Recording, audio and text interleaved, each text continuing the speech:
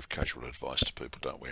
And it's all right. And sometimes we preface that advice with things like, if I were in your shoes, or maybe if I were you, you should consider.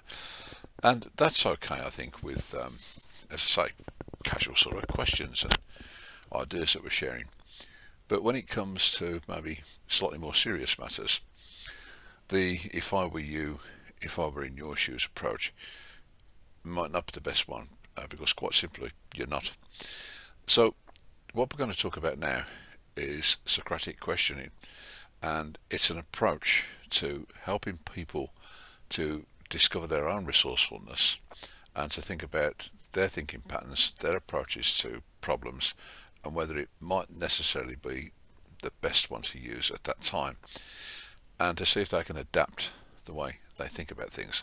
So let's just take a look. I mean, it's a really important part of the conversational approaches I use in coaching, and I think it's of maybe increasing relevance to leaders, managers, as we move forward and we're trying to tap into how we get the best out of people in an ethical manner and in a way that supports their learning, growth and development. So let's take a look a little deeper, shall we?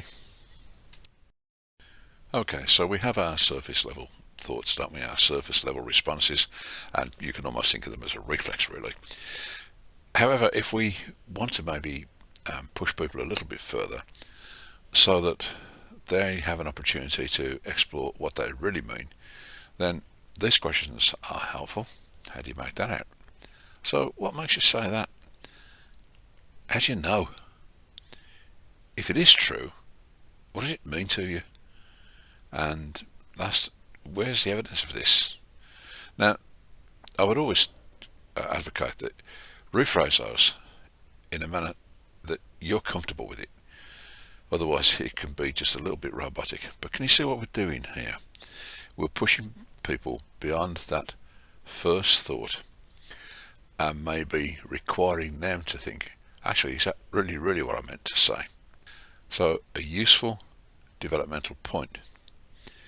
Also, I would argue that there's really good evidence that when you're using those prompts or using those sorts of questions, you are evidencing there and in that time and in that space that you are listening to them, and that has massive significance.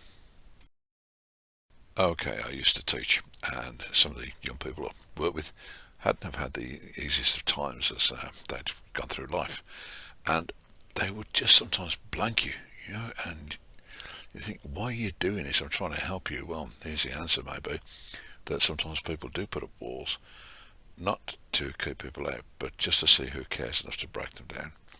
And if we think about that, are you prepared to go the extra mile to prove to me that you're there to help me? Well, I think if we are increasing the individual's capacity to think about how they really feel about situations and to spend some time distancing themselves from the here and now and thinking about, well, what does this mean to me generally and in other situations, it's a really good way of accessing some quite powerful thinking. So here we have four powerful starting points. Look, would other people view you like that? What's the impact of this thought on your mood? How does this make you feel? Is this thought associated with any images in your mind? Can you see what we're doing there? We're creating space, and it's a good ethical space for people to expand on their thinking and perhaps reach beyond that first thought. What am I trying to do? I'm trying hard to change the way people think and respond to questions, to maybe make them slightly more contemplative and to think of the motivations they have for delivering the answer they give you. So to do that, we're asking them to access other points that they might not normally reach out to. To make this a permanent change is quite tough. That doesn't mean it can't be done. If we can make a temporary change, where people are aware that actually, you know what, I might just need to do that. I can clarify myself. I know I can do better than my surface answer. Then that will do fine. You can see from the quote from Socrates, those who are hardest to love need it most. It comes to this whole idea, doesn't it, of reaching beyond and into in order to find out what is it you're shielding by surface answers that don't really reveal the inner truth you'd like to tell. And so here we have 4 questions that allow people an opportunity to expand and may just help you as a conversationalist. Does this thought lead you to remember any other events? Are there any other ways to make sense of this? What are the alternative explanations? And what are the pros and cons of thinking like this? Can you see at no point are we saying to somebody you're wrong? What we're actually doing is pushing them to expand their thinking and maybe consider going beyond their initial response. Well, there you go. There's Socrates done in just under 7 minutes.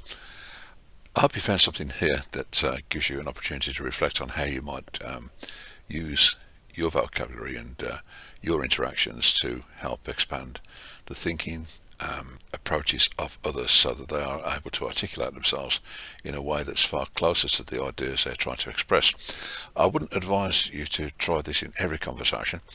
Would you like a cup of tea, for example?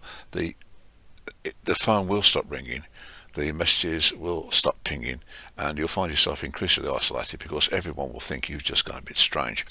There's a time and a place for everything, and I feel that a time and place for Socratic questioning are those conversations where we're heading into what could be, quite serious and thoughtful responses are required, but we're not quite getting there. As with everything else, the thing to do is to give it a go and to practice it. And if you'd like to talk to us some more about how you might be able to do that, then we're only too happy to have a conversation with you. In the meantime, good luck and thank you for listening. Bye now.